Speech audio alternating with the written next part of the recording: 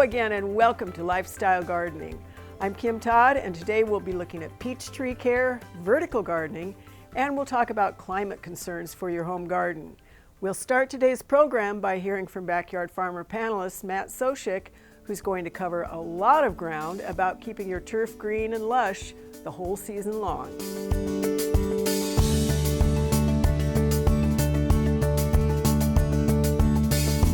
Over the years, we've talked a lot about different specific topics, looking at pre-emergent, looking at broadleaf weeds, looking at different ways to control certain weeds. But in the big scheme of things, in order to have a nice healthy lawn, you have to look at the big picture, and the main thing you want to do is have a healthy lawn first and then work on the problems later. So it comes down to an integrated pest management approach where you want to make sure that you're doing all the correct practices, and that starts with watering, fertilizer, chemicals, and then the weather, natural events can play a role in that too that we don't have a say in, and it just occurs. But if we set ourselves up to be better or to make it better, we can have a healthier lawn with less maintenance. So for starters, if we're looking at the beginning of the year, typically April, May is when we're going to start getting out on the lawn and actually doing some work. And that usually starts with pre-emergent herbicides. And also, general cleanup, maybe the first couple mowings, a little bit of fertilizer. So that's the first step that we're going to start with. Generally, watering isn't as big of an issue in the spring. We don't want to overwater because springtime usually we get plenty of moisture and a lot of heavier rain events, so we don't want to be making our lawn wetter than it needs to be. So starting with pre-emergence, weeds in the spring, crabgrass, foxtail will start coming, knotweed can be a bad one, and if you're trying to control some of those, you're going to have to think about a pre-emergent earlier in the year or come back with some post-control to control those weeds, such as quinclorac for crabgrass, or for knotweed, you're going to have to use a broadleaf herbicide. Not only do we have grassy weeds, we do have dandelions, clover, which are the most common ones in the spring, and we're going to be seeing them bloom in May like crazy, so we want to control them before that happens. And if we didn't get a fall knockdown with some broadleaf herbicide, you're going to have to do something in order to get rid of those yellow flowers that are going to be coming out. So that's kind of looking at the first step, April, May. Now we get into June. We should have had our pre-emergent down. We might be putting a second app of pre-emergent down if we do have some trouble areas. Not only that, but escapes broadleaves. We're going to do a broadleaf application. In the springtime, summertime, I'd never recommend just using 2,4-D. There's a lot of volatilization issues with high heat in the summer and also in the early spring. So some of the three-way products that contain 2,4-D, dicamba, mecaprop have a lot better carriers for those, and they're a lot lower active ingredients, so you're not going to be as big of a risk when you're spraying around a lot of the susceptible trees, shrubs, landscape ornamentals. So typically that time of year, you also maybe have nutsedge applications going down. You're going to look at controlling post with maybe sedgehammer or sulfentrazone. Those are two great products that work. And then also fertilizer at that time of year is important to have a healthy lawn. So you're looking at a 1/2 to 3/4 of a pound of fertilizer in that, let's say, May 15th to June 30th time frame. If we get through that, crabgrass, if we did miss it, there's going to be some issues with, let's say, the pre-emergent failed or we didn't get it out soon enough. Let's say that June, July time frame, your third app, you might have to go in with some post-control treatments for crabgrass or grassy weeds, foxtail, whatever other ones you may have out there. And some of the great products that work for those is quinclorac, which is a great one for grassy weeds, and it also covers clover and some broadleaf weeds too. Tenacity is another one that we've used on post crabgrass, and so is Pilex. That's another one that's newer to the market. It's in some granular herbicides or carrier fertilizer herbicides that it does a good job of controlling crabgrass. So typically in July, a little bit of fertilizer can be put out too, but we don't want to go too high in the middle of the summer, but it does still need maybe a 1/2 pound. So we get through the heat of the summer. Let's say the fourth step, we might be getting into August, September, and typically that time of the year, crabgrass is already pretty fully grown, we're not going to look at too much control on that because it might be too far along and it's not very cost effective to spray it unless you have a really high maintenance area. Along with that, post-emergent herbicides is probably the most important for broadleaf weeds in that time frame. September, even into October, or even in November, the most important time to control a lot of the dandelion, clover, ground ivy. Those are probably the best case scenario for treating those later in the year, and you're going to get great control going into the winter, and then you won't have the problem in the spring when control is not as easy. Not only do you have to know when and how to use your herbicides, but also just the standard practices of mowing and simply pulling weeds are justified at some times. So if you have areas in your lawn that are thinned or just a couple here and there, it might not make sense for you to go out there and actually spray the whole yard or treat the whole yard, but just on a, let's say, square foot basis. If there's a small area, you can manage it by hand. And with that, mowing is very important in controlling weeds as well. The lower you mow the lawn, the more increase in weed pressure there's going to be because sunlight's able to get below that turf canopy to the ground, warm it up, and that actually spurs the growth of new seedlings that are from previous weed banks. So when looking at mowing height, for tall fescue, 2 to 3 inches would be optimal, and you're not going to have very much weed pressure if you're doing your other cultural practices correct. If you're trying to take it down to 1 inch, it's going to be a little bit stressed, the canopy is going to be opened up, and you're going to be more prone to weeds. The same goes for bluegrass. Mowing it as low as you can go is not the best choice. You want to give that a little bit of top growth, at least 2 inches to 2.5, and that way you're outcompeting those weeds that are trying to get through the canopy. If you want turf in your lawn, you want it to look lush, and that's going to take some effort, as Matt said. You'll have to keep an eye on the calendar as well as the amount of rainfall you're getting in order to keep that grass green and to stay on top of those pesky weeds. We've been focusing on trends this year for our landscape lessons. For today's feature, we'll show you some ideas for growing up. Of course, I'm talking about vertical gardening, and as you'll see, it is a great technique for when you don't have a lot of space or you just want to try something really creative.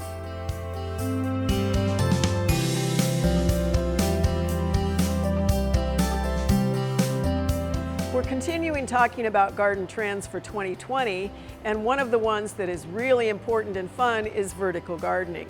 We've done segments on this before. It's really coming back into a lot more style and vogue as people are thinking, can I go up instead of out, especially in an urban situation.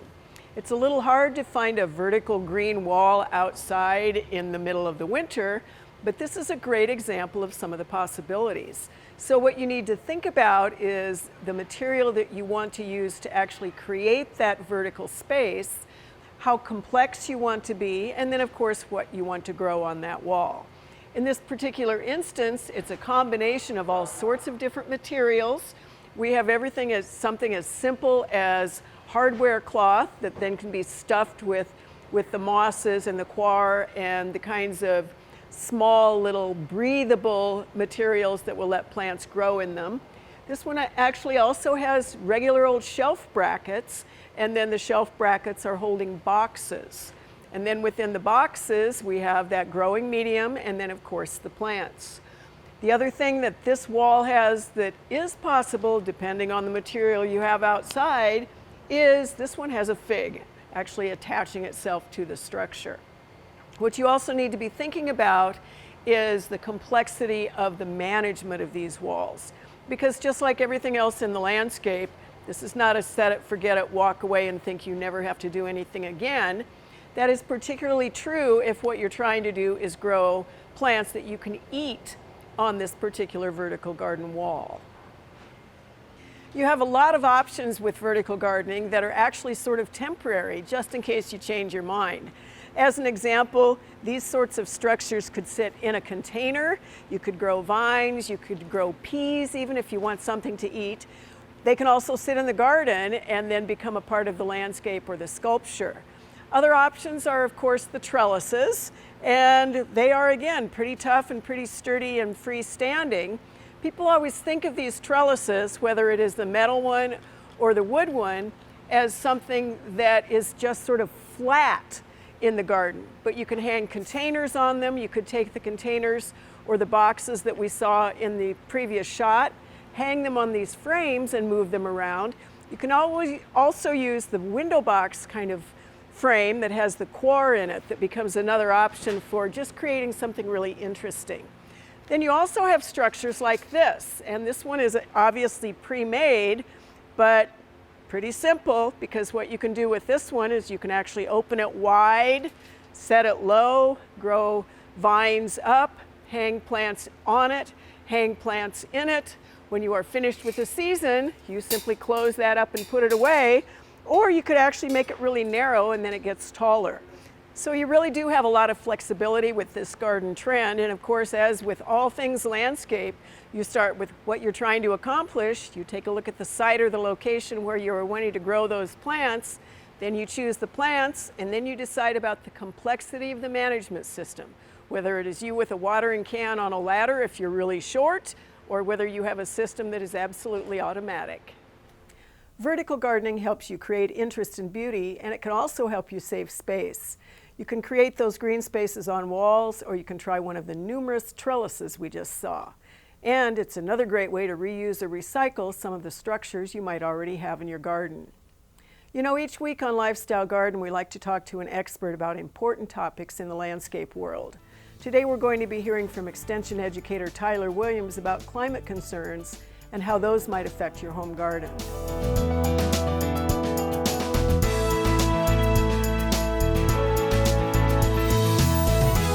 I get to talk today with Tyler Williams, who is a Nebraska Extension educator who focuses on weather and climate. And Tyler, I know that a lot of your work really is with agronomy and agricultural producers and across the state with the farm community. And of course, our show is really more focused on people in urban areas, in their own backyards. We do stretch into acreages and those kinds of things. So can you start by talking a bit about what you know and what you understand about the ag side and how that really affects the urban side? Sure. Yeah, I mean, that's the nice thing about ag and urban areas. They're still dealing with the same climate and weather, right? It doesn't stop at the edge of town. So that part's easy. You know, there are a number of weather patterns and climate variables that come into play that I focus on in the ag world that would impact urban settings probably pretty similar way. That you think about temperature, right? Temperature's a pretty easy one that influences how things grow. Doesn't matter if it's a flower or a corn plant or a soybean plant, that changes in that temperature influence how it might work. And so one of the big things that we've seen here in Nebraska is the change in temperature over time, as well as some seasonal shifts in precipitation. So if we just focus on temperature for a minute, the long-term trend from 1895, we've increased about 1 to 2 degrees. Which isn't a lot if you think about, for over 125 years. But in the last roughly 35 years, we've been above the last century average, right? So we've slowly increased, but we've just been maintaining above the average. And so we've been pretty consistent in that trend. Again, we have year-to-year variations. Just look back to 2019. We were the third coldest year we've had since 1895. So how does that fit into this long-term pattern, right? And so we get those ups and downs, but overall that trend's been fairly consistent. When it comes to precipitation, we've seen a pretty strong uptick in spring precipitation. We see that that's increased about 1.5 inches over the last 30 to 35 years for across the state. Of course, there's a big variation across our state from one end to the next, right. But overall 1.5 inches, it makes a difference. It's an extra 20% of rain in a season can make a big difference on too wet or it all coming in one event, and that has some influences in how our plants grow and maybe how we should design our urban structures or how we lay out a field of corn. It's all impacted. So I'm glad you brought up both of those issues because, of course, in the plant world, we think first about the zone that we're in, and we have seen a shift. We're a 5AB zone, and of course that's only one element of what causes a plant to either grow well or not grow well. And I know what people are also then interested in is not just what did happen in 2019, everything from the temperature to a lot of moisture. a lot of moisture.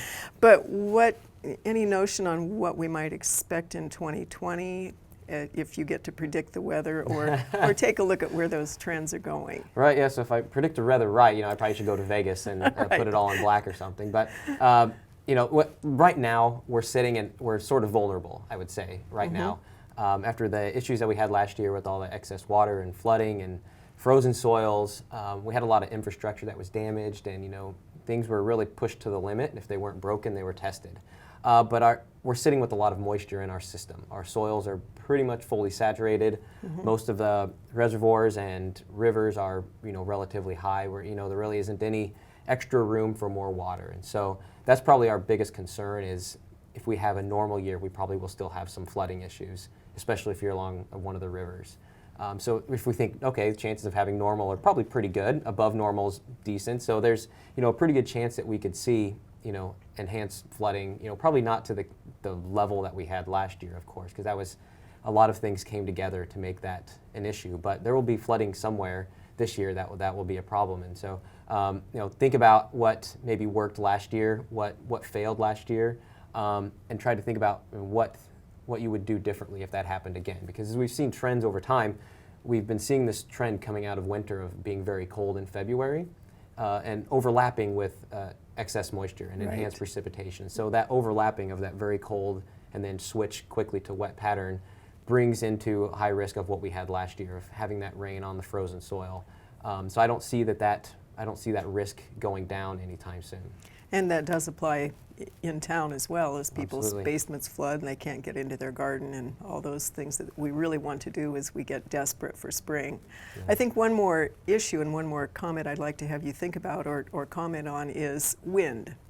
Our wind patterns seem to be a lot more severe in some locations. And of course, plants don't feel wind chill, even though we all whine about it. But what have you seen or what do you see with sort of these violent and unpredictable or higher wind patterns in the ag or the landscape sectors? Yeah, and so overall, I don't know if we've seen the shift in like wind storms, but the timing of them when they happen seems to be further out in the seasons, a little bit later in the year. I'll talk specifically to an ag setting here, but a high wind event in October or September is really devastating to a corn crop because it knocks off all of the ears of corn when the plant's dying, and so it's pretty hard to get that off the ground. So we've seen that the susceptibility of those storms later in the year has been quite common the last few years. Projections for those are way up in the air as far as if that will continue or if that's just kind of a short pattern, just because it's convective systems are really hard to predict and forecast because there's a lot of variables at play. But we've definitely felt this higher humidity. Does that play a role in these thunderstorm events and where they happen and when they happen? That probably takes a lot of person or someone smarter than me to figure that out. But certainly we've seen that shoulder part of the seasons have those thunderstorm events that we're not typically used to having. All right, so this has been great, Tyler. I know we just barely touched the surface, so we'll hope to have you back either on The Real Show or one of our other shows. But in the meantime, it's kind of, you can't dink with Mother Nature, so just get ready for whatever she's going to throw our way. It's something different every year. It's always something. All right, thanks, Tyler. Understanding climate issues can help you be more flexible in the garden. The scorching drought in 2012 and, of course, the recent flooding has taught all of us to be prepared for just about anything in Nebraska. Let's take a break and hear some answers to your frequently asked questions. Our Backyard Farmer panelists are here to help you with some of the more basic garden questions that we hear on the show. And even though Backyard Farmer isn't on the air right now, you can always send us an email. That address is byf@unl.edu.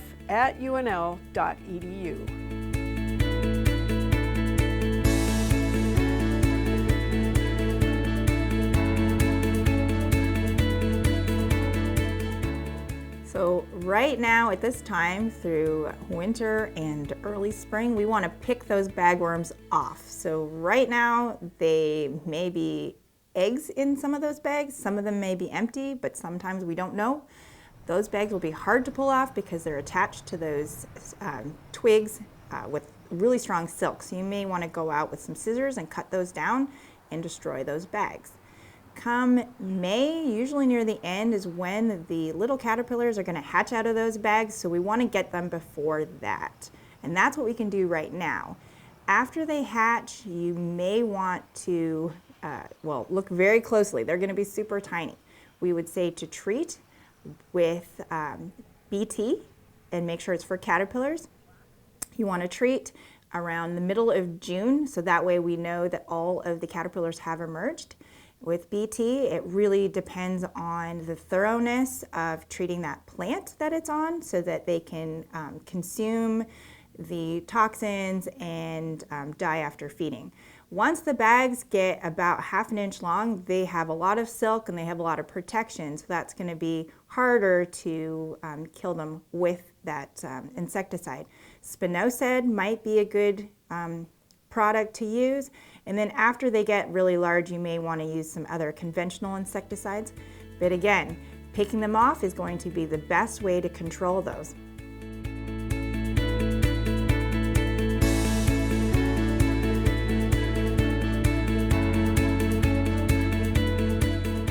So I know a lot of gardeners are itching to get out in the garden and they're ready to plant whenever the season warms up.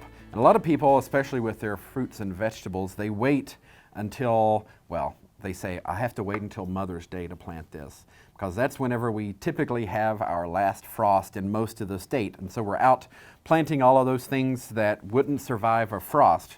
But guess what? There's lots of things that we can actually get out and plant way before that. And those are the cool season vegetables. And those are things that we can think about in the winter because we can actually get out much earlier and plant those. So we're thinking about things like leafy greens, lettuces, kale, other Asian greens, some of the mustards, things like that you can actually get out and plant pretty early on in the season. You can also think about things like peas. They do very well whenever the cool weather is still going, as well as some of the root crops like radishes and carrots. What you want to take a look at is to look at the actual soil temperature, and that's what's important for crops like this. So the air temperature might be one thing, but the soil temperature changes much more slowly. So you can actually find weather stations in your area that actually have a soil probe temperature. You can actually look that up online and find the real-time soil temperature to see when it's time to plant these crops.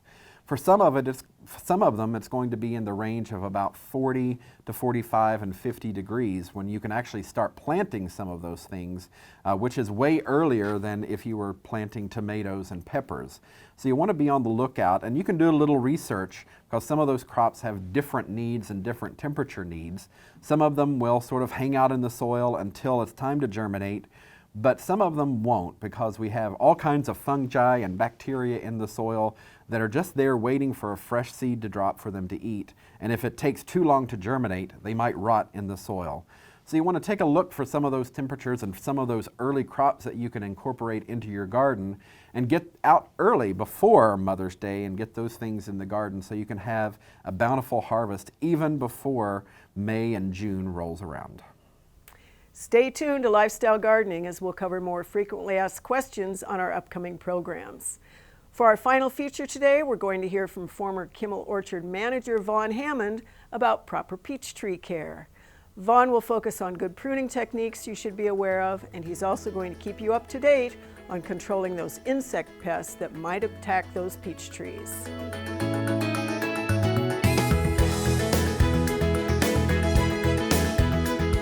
You know, in spite of what Mother Nature threw at us in Nebraska this year, people are still hopeful for that great peach off the tree. So I get to talk to Vaughn Hammond about how exactly to prune your peach trees. Vaughn, pruning peaches is a little different than pruning apples, so when do we prune peaches for the best results? Peaches are a little bit different. They are such a early blooming type of fruit along with apricots that really we wait to the very last minute to prune peaches just in case we get that really early, or I guess it would be really late freeze.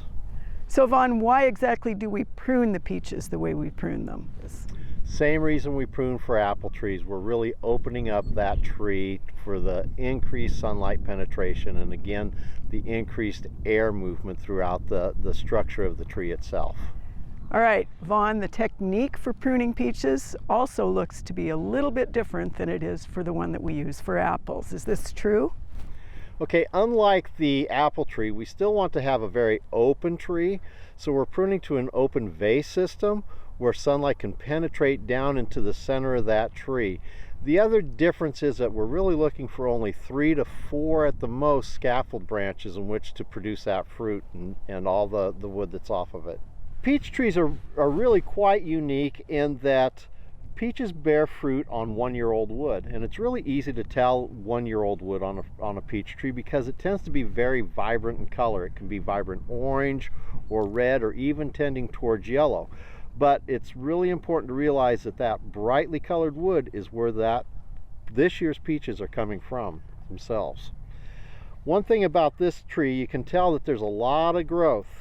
And you're really looking for about 18 inches maximum. So when you're pruning, you're coming back and tipping each and every one of these branches in order to create a good stable structure for that peach to hang off of. So one of the main insect pests, actually 2 insect pests that attack peaches, is the greater and the lesser peach tree borer. One attacks the trunk, the other attacks the scaffold branches just 3 to 4 foot out from the trunk. It tends to be a little bit larger wood, whereas wood this size is too small for the peach tree borer to actually attack. It needs to have a little bit more substantial size to it in order for the peach tree borer to penetrate. So I really appreciate that information, and I'm sure our audience just can't wait to bite into that luscious peach. Yeah, and don't forget to use the napkin. Good pruning can make a world of difference in how your peach tree performs this season. We can't do anything about the weather, but we can put good practices to use to keep those peaches healthy. Thanks again for joining us for Lifestyle Gardening. Next time we'll show you some more garden trends, and we'll take a look at some incredible color combinations at the Garden Center. Don't forget to check us out on Facebook, YouTube, and Twitter. So good morning, good gardening. Thanks for watching. We'll see you all next time on Lifestyle Gardening.